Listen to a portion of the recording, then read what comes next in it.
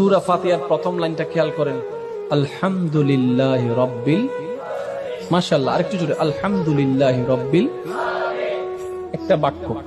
এর পরের বাক্যটা একটু খেয়াল করেন, আর রহমানির রহিম। আপনি কি কখনো ভেবেছেন এই কোরআনুল কারীমে সূরা ফাতিহার মধ্যে আল্লাহ স্টার্টিং এভাবে করলেন কেন? আর রহমান কার নাম? আর রহিম, যুবক ভাইরা বলুন কার নাম? আল মালিক কার নাম? আল কাদের কার নাম? আল আজিজ কার নাম? আল রউফ কার নাম?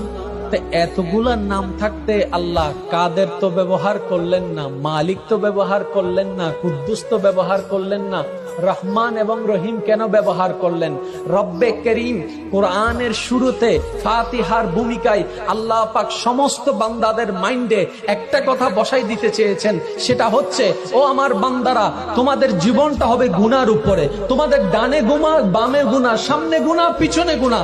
এমন একটি সময় আসবে তোমরা গুনার সাগরে ডুবতে থাকবা, কিন্তু তোমরা নিরাশ হয়ো না। আনার রহমান ফিদ দুনিয়া ওয়া আনার রহিম ফিল আখিরা। তোমাদের দুনিয়াতে দয়া করার জন্য আমি রহমান আছি, আর হাসরের ময়দানে মাফ করার জন্য আমি রহিম আছি।